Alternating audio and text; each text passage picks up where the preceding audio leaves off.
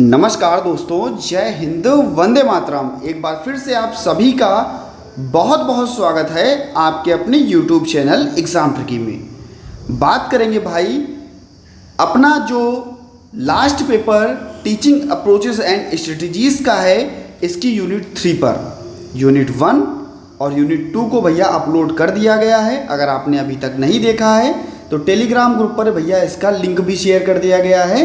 Telegram group का नाम है एग्ज़ाम ट्रिकी फॉर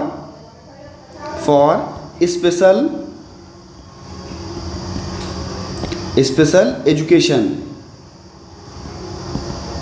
यहाँ पर जाकर के आप लोग लगभग आपको 18.9K का परिवार वहाँ पर मिलेगा आपको। आप इसको ज्वाइन कर सकते हैं और सभी वीडियोस की लिंक जो है वहाँ पर आपको शेयर कर दी जाती है। तो तीसरा जो आपका यूनिट है, क्योंकि आपको भी पता है जब ज़्यादा वीडियोस अपलोड होती हैं तो यूट्यूब क्या करता है कि आप लोगों तक नोटिफिकेशन नहीं पहुँचाता। तब क्या होता है कि आप लोग कहते हो सर नोटिफिकेशन नहीं पहुँचा, यानी कि आपने वीडियो नहीं अपलोड की। लेकिन ऐसा नहीं होता है भैया, वीडियो अपलोड कर दी जाती है, नोटिफिकेशन नहीं पहुँच पाता। तो आप लोग एक बार चेक कर लिया कीजिए वीडियो लिस्ट में जा करके या भैया टेलीग्राम ग्रुप में। बात करते हैं 3.1 की, तो कहेंगे टीचिंग स्ट्रेटजीज फॉर आपका इंडिविजुअल्स विद ASD।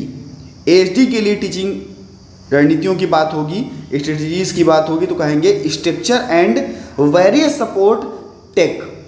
टेक को क्या कहते हैं हम लोग? टेक का फुल फॉर्म भी आप लोगों से काफ़ी बार एग्जाम में पूछा गया है, हो सकता है भाई पूछ ले, कोई बड़ी बात नहीं है। तो हम कहेंगे treatment and education treatment and education of autistic and related communication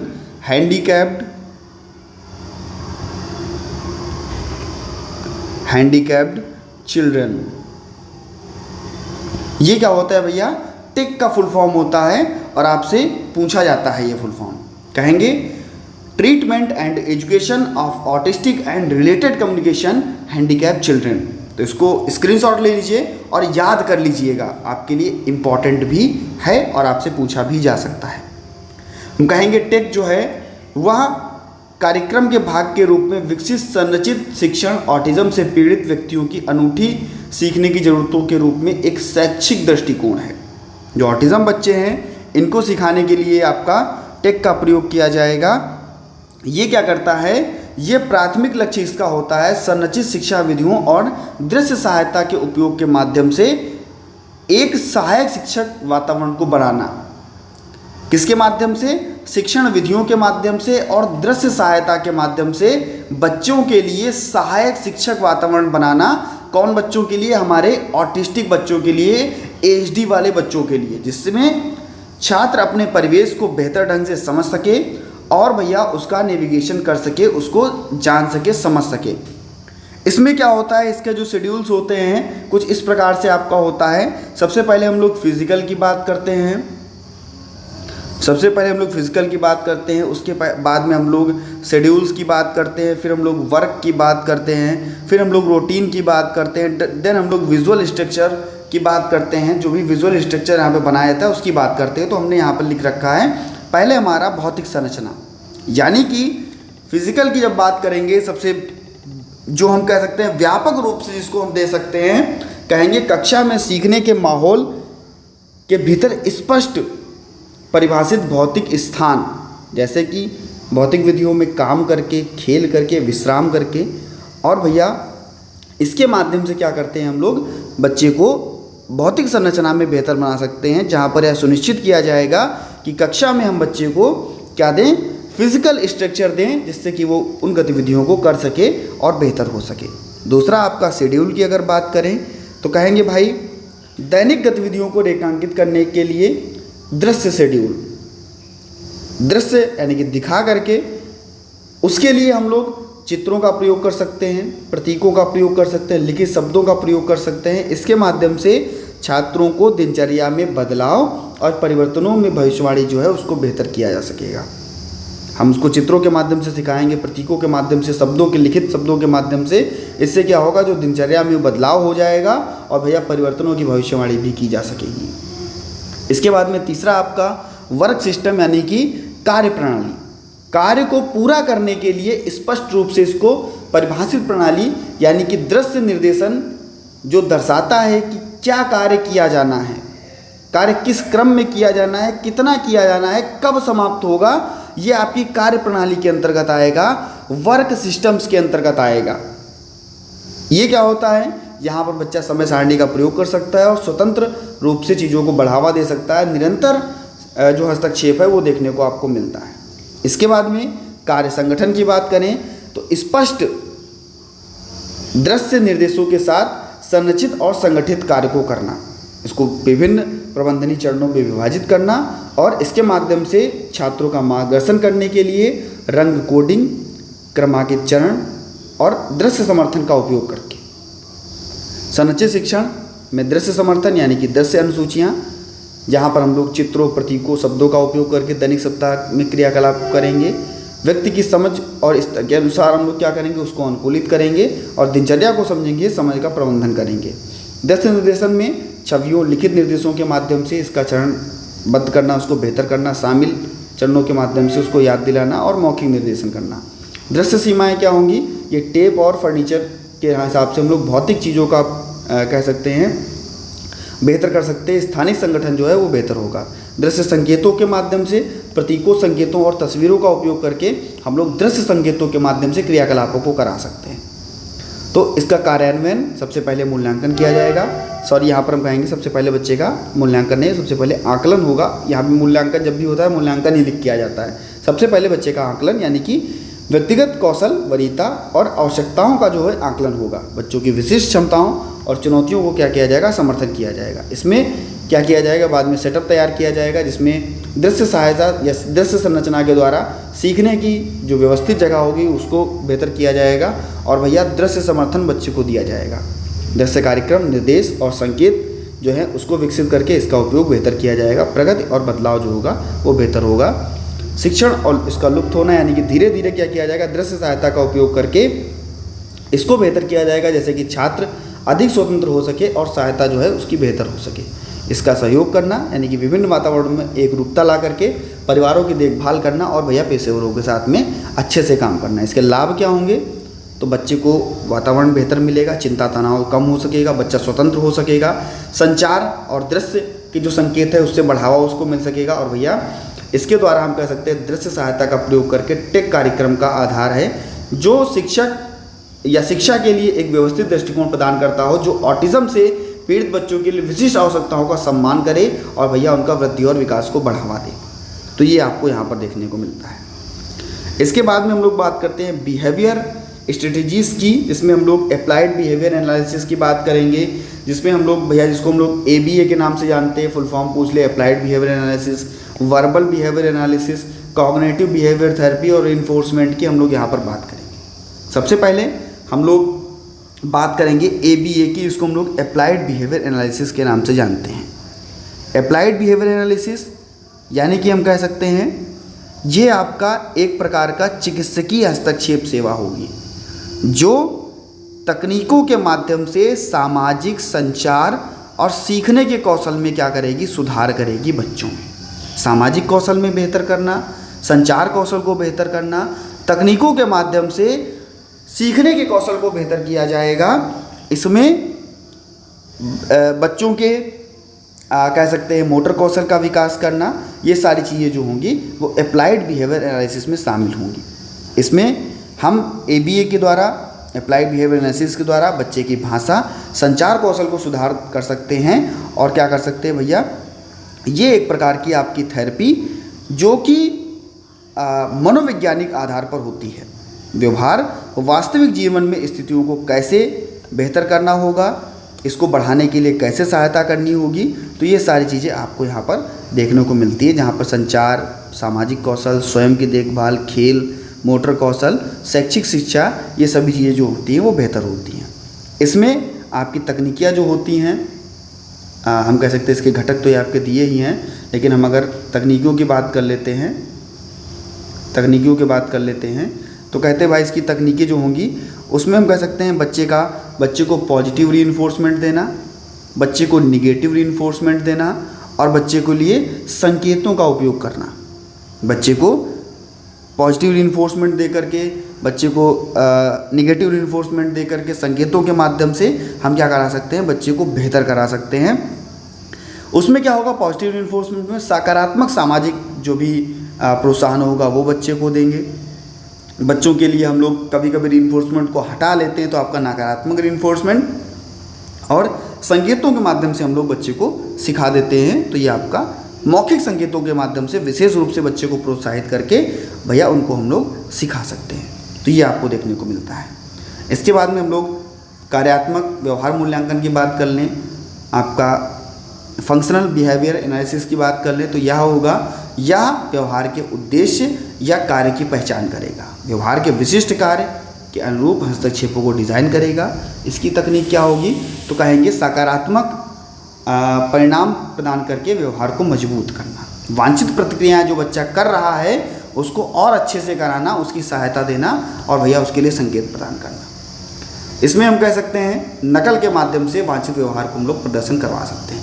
applied verbal behaviour analysis की अगर बात कर लें तो वर्बल बिहेवियर एनालिसिस में हम कह सकते हैं भाई ये आपके जो थे वर्बल बिहेवियर एनालिसिस, ये आपके स्किनर जी के द्वारा इन्होंने भैया क्या वर्बल बिहेवियर नामक एक पुस्तक लिखी थी। इसके आधार पर इन्होंने क्या किया था, इस थेरेपी का संचार कौशल जो था वो सीखने के लिए डिज़ाइन किया गया था। इसमें हम कह सकते हैं वर्बल बिहेवियर एनालिसिस एक जो है उपसमूह है जो व्यवहारिक विश्लेषण के सिद्धांतों का उपयोग करके संचार के सीखने में कह सकते हैं ध्यान केंद्रित करता है। इसमें भाषा के रूप में के बजाय कार्य के आधार पर इसको वर्गीकृत किया गया है, जो कि आप मोड के हिसाब से, उसकी वस्तुओं के हिसाब से, उसके इंट्रावर्बल के हिसाब से हम क्या कर सकते हैं, प्रश्नों का उत्तर दे सकते हैं, और इकोइक्स के हिसाब से बार बार चीज़ों को दोहराने के हिसाब से इनको हम लोग बेहतर कर सकते हैं। तकनीकें क्या होंगी कि मौखिक व्यवहार बढ़ाने के लिए बच्चे को प्रेरणा और पहचान और उसका उपयोग कराएंगे। त्रुटि शिक्षण जो होगा, बार बार जो बच्चा संकेत कर रहा है उसको हम कम करेंगे और भैया हम बच्चे को बेहतर बनाएंगे। इसके बाद में आपका आता है भैया क्या, CBT यानी कि cognitive behaviour therapy. Cognitive behaviour therapy ये एक प्रकार का क्या होता है, ये भी आपकी थेरेपी जो आपके सोच और व्यवहार के तरीकों में बदलाव को शामिल करती है। सोच और जो व्यवहार होते हैं इसके तरीकों में बदलाव को शामिल करेगी, इन समस्याओं का प्रबंधन करेगी। इसके द्वारा हम कह सकते हैं चिकित्सा और कंप्यूटर के द्वारा भी हम लोग बच्चे की CBT के तरीकों का उपयोग करके पैटर्नों को बना करके कह सकते हैं महत्वपूर्ण व्यवहारों को हम लोग सबसे पहले पहचानेंगे। उसके बाद में व्यवहारों में कमी क्या है उसकी बात करेंगे, अधिकता क्या है उसकी बात करेंगे। उसके बाद में तीव्रता से हम लोग उसकी आवृत्ति बनाएंगे और भैया क्या करेंगे, उसको बच्चे को सिखाएंगे। किसके आधार पर सिखाएंगे, इसके बाद में क्या करेंगे, हम लोग बच्चे का क्या करेंगे, व्यवहार की तीव्रता के साथ में व्यवहार बढ़ाएंगे। और कैसे हम लोग इसको बढ़ा सकते हैं, तो इसको हम लोग कह सकते हैं समस्याओं को पहचान के बच्चे को स्वतंत्र रूप से कार्य करा करके और जो ये चीज़ें हैं इनके द्वारा हम लोग बढ़ाते हैं। तो कहते हैं भैया मुख्य घटक इसका क्या होगा, तो आपका संज्ञानात्मक पुनर्गठन, विकृति और अनुप्रयोग विचारों की पहचान करके उन्हें चुनौती देना, उसको बेहतर करना। व्यवहार सक्रियता या सक्रियण, इसमें हम कह सकते हैं सकारात्मक और पुरस्कृत गतिविधियों की भागीदारी को शामिल करना। एक्सपोजर थेरेपी, इसमें नियंत्रित तरीके से धीरे धीरे भयभीत स्थितियों का सामना करना। और कौशल प्रशिक्षण में कह सकते हैं कौशल, सामाजिक कौशल और समस्या कौशल रणनीतियों को सिखाना। इसमें तकनीकें क्या लगेंगी, बच्चों का विचार, भावना और व्यवहारों को क्या किया जाएगा, पहचाना जाएगा, उसका विश्लेषण किया जाएगा। व्यवहार उपयोग में वास्तविक जीवन के प्रयोग के माध्यम से विश्वासों को बेहतर करना। विश्राम तकनीक में चिंता को कम करने के लिए गहरी सांस और भैया जो भी माइंडफुलनेस जो भी गतिविधियाँ हैं उनको कराना। बच्चे के लिए रीइंफोर्समेंट की अगर बात करें तो रीइंफोर्समेंट की बात करते हैं तो भाई कहते हैं कोई भी ऐसी गतिविधि जिसको हम और अच्छे से कराना चाह रहे हों, इसके लिए हम लोग क्या देते हैं, रीइंफोर्समेंट बच्चे को देते हैं, बच्चे को पुनर्बलन देते हैं। तो कहते हैं भाई जो भी हमारी वांछित क्रिया है उसको और बढ़ाने के लिए और अवांछनीय क्रियाओं को कम करने के लिए हम लोग क्या करते हैं, नकारात्मक क्रियाओं को हटाने के लिए और वांछित क्रियाओं को बढ़ाने के लिए हम लोग क्या देते हैं, रीइंफोर्समेंट देते हैं। तो कहते हैं इसके प्रकार, तो हम कह सकते हैं कि भैया प्रशंसा के माध्यम से, टोकन के माध्यम से, उसकी पसंदीदा गतिविधियों के माध्यम से हम लोग उसको रीइंफोर्समेंट दे सकते हैं। नकारात्मक सुदृढ़ीकरण के माध्यम से नेगेटिव रीइंफोर्समेंट भी बच्चे को हम दे सकते हैं। तो सकारात्मक में आपको प्रशंसा, ये सारी चीज़ें आ जाएगी। नकारात्मक में किसी भी कार्य को हम कह सकते हैं बच्चे को वहाँ से हटा देंगे, उसकी उत्तेजना वहाँ से कम हो जाएगी। विभेदित सुदृढ़ीकरण में जहाँ पर हम लोग DRA, DRI, जो हम लोग फर्स्ट ईयर अभी जब चाइल्ड डेवलपमेंट में हम लोग पढ़ के आए हैं, वहीं पर हम सारी चीज़ें इनको पढ़े थे कि भाई जो हमारा विभेदित सुदृढ़ीकरण होगा, विभेदित पुनर्बलन होगा, उसमें ये चीज़ें आपको देखने को मिलती थी, जो हम लोग बहुत बेहतर तरीके से पढ़ चुके हैं। कार्यान्वयन और वर्गीकरण की बात करेंगे तो मूल्यांकन और लक्ष्य निर्धारण किया जाएगा। व्यक्ति की शक्तियाँ, आवश्यकता, प्राथमिकताओं के गहन मूल्यांकन को शुरू करते हुए जो भी मापन योग्य लक्ष्य है इसको निर्धारित किया जाएगा। डेटा संग्रह के माध्यम से उसकी प्रगति का निर्धारण करना, वैकल्पिककरण करना, यानी कि व्यक्ति की विशिष्ट आवश्यकताओं और सीखने की शैलियों के लिए हस्तक्षेप किया जाएगा। ये सारी चीज़ें जो हैं हमें यहाँ पर देखने को मिलती हैं। इसके बाद में आपका 3.3 है, सोशल स्ट्रेटजीज की बात कर रहा है और अप्रोचेस की बात कर रहा है। Social theory, comic strips, peer की बात करेगा तो हम कहेंगे सामाजिक, पीयर मीडिएट प्रोग्राम्स की बात करेगा तो हम कहेंगे सबसे पहले सामाजिक रणनीतियाँ और दृष्टिकोण क्या होंगे। सामाजिक रणनीतियों और दृष्टिकोण में हम कह सकते हैं जो हमारे ऑटिज़म से पीड़ित बच्चे होंगे, इनके लिए हम लोग शैक्षिक आवश्यकताओं को पूरा करने के लिए उन्हें हम क्या कर सकते हैं, ऐसे प्रावधान का प्रयोग करें जिससे वो स्वतंत्र हों, बच्चे अच्छे से सीखें और भैया जो उनको कौशल प्रदान करना है, रोजगार के नए नए अवसर उनको प्रदान हो सकें। इसके लिए जो भी संज्ञानात्मक कौशल है इसका विकास हो, बच्चे में जो आत्म केंद्रिता है वो कम की जा सके और बच्चे के जो मनोरंजन कौशल हैं उसको बढ़ाया जा सके। इसमें हम लोग सोशल जो भी स्टोरीज़ हैं इसके माध्यम से, इसकी रणनीतियों के माध्यम से, HD वाले जो बच्चे हैं उनकी छोटी कहानियों को सुना करके, इनकी सामाजिक स्थितियों को बेहतर करके उनके व्यवहार को कैसे बेहतर किया जाएगा, इनकी कहानियों का उद्देश्य सामाजिक समझ को बढ़ाना और भैया उनके सामाजिक प्रतिक्रियाओं का मार्गदर्शन करना। इसमें हम कह सकते हैं कॉमिक का उपयोग कर सकते हैं, कॉमिक स्ट्रिप्स का उपयोग करके संवाद और जो भी सामाजिक बातचीत है इसको हम लोग बेहतर कर सकते हैं। स्ट्रिप के माध्यम से बच्चों के चरित्रों को देख सकते हैं, सामाजिक संकेत और भावनाओं को हम उचित प्रयोग ला सकते हैं। इसमें हम लोग बच्चे को सामाजिक कहानियाँ भी सुना सकते हैं। बच्चे के लिए हम लोग संचार कौशल का भी उपयोग कर सकते हैं। सामाजिक कहानियों में हम कह सकते हैं कि भाई बच्चों के लिए ऐसी कहानियों को सुनाएंगे जो उनके भाषा को बेहतर करे, उनके भाषण को बेहतर करे और भैया उनकी प्रगति को बेहतर करे। ऐसी चीज़ों को हम बच्चे को कराएंगे जो कह सकते हैं उनकी छवियों को बेहतर बनाएं और भैया उनके लिए ध्यान केंद्रित करे और संकेतों को बेहतर करे। उसके में हम कह सकते हैं भाई सामाजिक कहानियों के माध्यम से भी बेहतर किया जा सकता है। बच्चे को कहानियाँ सुना करके, छोटी छोटी कहानियाँ सुना करके हम लोग कह सकते हैं कि भाई इसको वर्णन किया जाएगा और बार बार उसकी सटीक जानकारी दी जाएगी। बच्चे को हम क्या कर सकते हैं, जो कौशल अवधारणा इसको समझ सकते हैं और भैया इसका विकास कर सकते हैं। तो ये चीज़ें हमें देखने को मिलती हैं।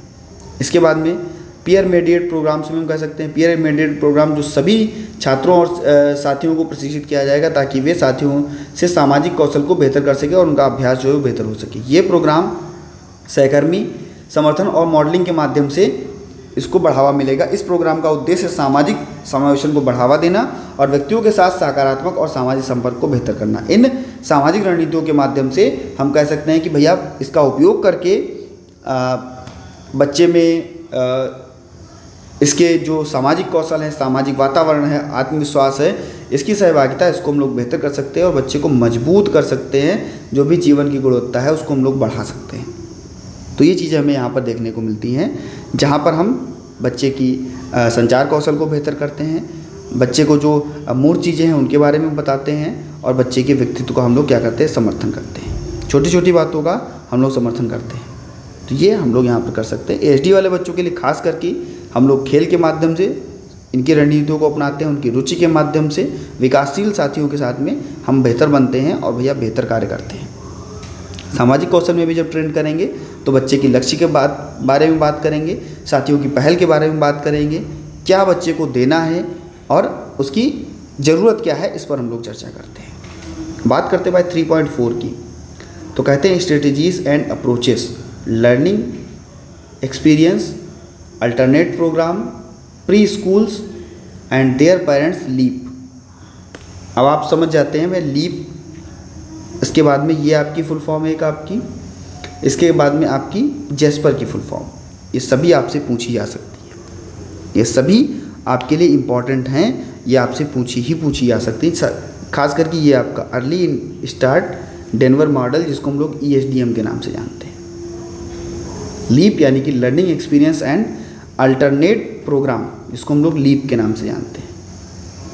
तो ये आपसे जो है वो आपसे पूछा जा सकता है। जैस्पर की बात करें तो joint attention symbolic play engagement regulation, ये आपका जैस्पर होगा, इसकी फुल फॉर्म होगी। तो हम लोग बात करते हैं ऑटिज्म और अन्य विकासात्मक दिव्यांगता वाले छोटे बच्चों के विकास के समर्थन के लिए जो भी हस्तक्षेप की रणनीतियाँ हैं, जैसे कि लीप, ESDM और जैस्पर, इसकी फुल फॉर्म भी आपको बता दी गई। कहेंगे भाई सबसे पहले हम लोग लीप की बात करेंगे तो कहेंगे प्री स्कूल और उसके माता पिता के लिए सीखने के अनुभव और वैकल्पिक कार्यक्रम, जिसको हम लोग लीप के नाम से जानते हैं। यह एक समावेशी प्री स्कूल मॉडल है जिसे ऑटिज्म से पीड़ित बच्चों और सामान्य रूप से विकासशील बच्चों दोनों के लिए समर्थन के लिए डिज़ाइन किया जाएगा। समावेशी कक्षा को सीखने के लिए बेहतर करना और इसका दृष्टिकोण को बेहतर करना। इसके घटक क्या होंगे तो कहेंगे सहकर्मी मध्य हस्तक्षेप यहाँ पर किया जाएगा। सामान्य रूप से विकासशील साथियों को ऑटिज्म से पीड़ित बच्चों के सामाजिक और संचार कौशल को सुविधाजनक बनाने के लिए इसको प्रशिक्षित किया जाएगा। इसमें व्यक्तिगत निर्देश क्या होंगे, कहेंगे प्रत्येक बच्चे की विशिष्ट आवश्यकताओं के आधार पर शैक्षिक योजनाओं को बनाना। माता पिता की भागीदारी क्या होगी, माता पिता को घर पर सीखने और व्यवहार संबंधी रणनीतियों को सुदृढ़ीकरण करने और शिक्षण के लिए सहायता मिलेगी। इसमें पाठ्यक्रम का बनाया जाएगा, तो जो पाठ्यक्रम बनाया जाएगा उसमें दैनिक जीवन के क्रियाकलापों यानी कि रोजमर्रा की जो दैनिक जीवन है उसके भीतर सामाजिक संरचना और संज्ञानात्मक कौशल को बढ़ावा मिले। ये ऐसी गतिविधियां जो हैं यहाँ पर डिज़ाइन की जाएंगी। ये आपके जो उम्र है इसमें हम कह सकते हैं आपका लीप के लिए था। अब हम लोग बात करते हैं अर्ली स्टार्ट डेनवर मॉडल की, तो कहेंगे ये आपका ESDM early start Denver model 18 से 48 उम्र के बच्चों के लिए प्रारंभिक हस्तक्षेप सेवा के लिए इसका उपयोग किया जाता है। इसमें विकासात्मक जो भी बच्चे के पहलू होंगे, इसमें हम लोग अप्लाइड बिहेवियर एनालिसिस की बात करते हैं तो कहेंगे विकासात्मक फोकस यानी कि बच्चे की सामाजिक, भाषा और संज्ञानात्मक कौशल, विकासात्मक कौशल को बेहतर करना। इसके लिए प्रशिक्षित शिक्षण का उपयोग करना, जहाँ पर बच्चा दैनिक रूप से खेल और दैनिक कार्यों का उपयोग कर सके। इसमें हम कह सकते हैं पारस्परिक सामाजिक संपर्क और संयुक्त गतिविधियों पर जोर देना, पारिवारिक भागीदारी देना, माता पिता और हस्तक्षेप में सक्रिय रूप से इसको शामिल करना और घर पर रणनीतियों को लागू करना और इसके लिए प्रशिक्षण तैयार करना। इसमें हम कह सकते हैं भाई अगर हम लोग अब जैस्पर की बात कर लें, क्योंकि अर्ली स्टार्ट डेनवर मॉडल भी आपके 12 से 18 महीने के बच्चों के लिए होता है। ये सामान्य बच्चा सीखने के लिए विकास की समझ के पर आधारित होता है। आपका ये ESDM ये हम कह सकते हैं कि सकारात्मक संबंध बनाने पर ध्यान केंद्रित करता है, रोज़मर्रा की गतिविधियों पर ध्यान केंद्रित करता है। ESDM थेरेपी का उपयोग घर पर, क्लिनिक पर या इसके द्वारा जो भी आमने सामने जो भी चीज़ें हैं उनको प्रदान करके किया जा सकेगा। इसमें माता पिता की भागीदारी जो होगी वो भी बेहतरीन होगी और भैया इसके माध्यम से हम लोग जो भी हमारा अप्लाइड बिहेवियर एनालिसिस है इसके तरीक़ों को आधारित जो भी पाठ्यक्रम है उसको हम लोग बेहतर कर सकेंगे। ये आपका ESDM कहलाएगा। ये बच्चे के लिए हम कह सकते हैं डीप पेरेंट्स इंटरवेंशन जो भी थेरेपी होगी वो मिलेगी बच्चे को। भाषा संचार में भी बच्चे को बेहतर बनाया जा सकेगा। सकारात्मक प्रभाव और प्रारंभिक गतिशीलता पर भी जोर मिलेगा और प्राकृतिक रणनीतियों को भी बेहतर बनाया जा सकेगा। ESDM के द्वारा बच्चों के लिए स्कूल जैसा वातावरण और भैया इनको एकीकृत रूप से शामिल करके हम बच्चे को संघर्ष को जो है कठिनाइयों का दूर कर सकते हैं। इसके बाद में हम बात करते हैं जैस्पर की बात करते हैं, तो ये भी आपका एक क्या है, ये भी आपका एक चिकित्सकीय दृष्टिकोण है जो ऑटिज्म से पीड़ित बच्चों के लिए सामाजिक कौशल को बढ़ाने के लिए इसका प्रयोग किया जाएगा। ये क्या करता है, ये ऐसे संयुक्त ध्यान कौशल को बढ़ाता है जो देखने, दिखाने, इशारा करने की चीज़ों को शामिल करते हैं। इसमें कौशल को सक्रिय रूप से हम क्या कर सकते हैं, सिखाते हैं और सिखाना हमको चाहिए भी। इसके लिए बातचीत करने के उद्देश्य को बेहतर करना, जो भी सामाजिक संचार व्यवहार है इसको बेहतर करना, ये चीज़ें हमें देखने को मिलती हैं। इसके जो मुख्य घटक होंगे इसकी अगर हम बात करें तो कहेंगे बच्चों को ध्यान को समझना और आँखों से संपर्क व इशारे के माध्यम से दूसरे के साथ में जुड़ना और सीखना। खेल क्या होंगे, कल्पनाशील खेल, अन्य चीज़ों का प्रतिनिधित्व करने के लिए प्रतीकों और वस्तुओं का उपयोग करके प्रोत्साहित करना। संलग्नता और विनिमय की बात करें तो सामाजिक अंतःक्रिया के माध्यम से निरंतर जुड़ाव को बढ़ावा देना, भावनाओं और व्यवहारों को प्रतिबंधित करना। माता पिता का प्रशिक्षण की बात करें तो विभिन्न सेटिंग्स में कौशल को सामान्य बनाने के लिए चिकित्सा सत्रों में माता पिता को शामिल करना। तो ये आपको देखने को मिलता है आपके किसमें भैया, जैस्पर में। जैस्पर क्या करता है, संयुक्त ध्यान देना, सामाजिक संपर्क को बेहतर बच्चे को करना, खिलौनों के माध्यम से इशारा करके माता पिता को भी यहाँ पर लाना, इनका भी ध्यान आकर्षित करवाना और भैया बच्चे के लिए एक सामाजिक संपर्क बनाना, बच्चे के लिए संयुक्त ध्यान आकर्षित करना और बच्चे को इशारा करके चीज़ों को समझाना। संज्ञानात्मक कौशल बच्चे का बेहतर करना, आपका संरचनात्मक कौशल, सामाजिक कौशल बच्चे का बेहतर करना, देख रेख की जो भी सुविधाएं होंगी तो इसको बच्चे को बेहतर करना। ये आपका ऑटिज़म बच्चे के लिए होगा जो भावात्मक रूप से विक्षिप्त बच्चे होंगे। हम कह सकते हैं फ्लोर टाइम की बात करें तो इसके अवलोकन में फ्लोर टाइम विकासात्मक, व्यक्तिगत अंतर और आपका संबंध आधारित मॉडल का एक हिस्सा होगी जो ऑटिज़म से पीड़ित बच्चों के लिए भावात्मक क्षमताओं का क्या करेगी, निर्माण करेगी। ये जो था आपका डॉक्टर स्टैनली ग्रीन स्पैन द्वारा विकसित किया गया था, जो सीखने में भावात्मक विकास के पर जो होता है ज़्यादा महत्वपूर्ण होता है, जोर देता है। बच्चे के नेतृत्व का खेल यानी कि तालमेल और जुड़ाव बनाने के लिए खेल में बच्चे के नेतृत्व को पालन करना। बच्चे के मील के पत्थर क्या होंगे, कहेंगे 6 विकासात्मक चरणों में इसको देखा जाएगा। पहला आत्मनिर्भर, जुड़ाव, दो तरफा संचार, जटिल संचार, भावात्मक विचार और भावात्मक सोच, ये यहाँ पर विकसित होगी। सीखने के आधार पर संबंधों और भावात्मक संबंधों का उपयोग करके बच्चे को बेहतर बनाया जाएगा। बच्चों की ताकत, ज़रूरतें और विकासात्मक स्तर को इसका मूल्यांकन करना और बच्चे की प्रोफाइल जो है वो बेहतर करना। बच्चे के लिए सामाजिक और मोटर कौशल का विकास करना। जो हमारे ऑटिज़म बच्चे हैं उनका परिवार की भागीदारी क्या होगी, परिवार जो होगा हस्तक्षेप प्रक्रिया में सक्रिय रूप से शामिल किया जाएगा और भैया घर पर रणनीतियों को लागू करके उसको प्रशिक्षण दिया जा सकेगा। समावेशी बच्चे को अभ्यास कराना, गतिविधियों के माध्यम से सीखने के अवसर को शामिल करना, सामान्य रूप से विकसित होने के लिए साथियों को एकत्रित करना और एक सामाजिक वातावरण को बढ़ावा देना। डेटा संग्रह और निगरानी में व्यवस्थित डेटा संग्रह के माध्यम से बच्चे की प्रगति का निगरानी करना और भैया इसका मूल्यांकन और प्रतिक्रिया के आधार पर हस्तक्षेप को समायोजन करना। इसमें इन रणनीतियों के माध्यम से जो हमारे ऑटिज़म बच्चे इनकी विकास का समर्थन कर सकते हैं, सामाजिक संचार और संज्ञानात्मक कौशल को बेहतर कर सकते हैं और समग्र गुणवत्ता में हम लोग क्या कर सकते हैं, भागीदारी कर सकते हैं।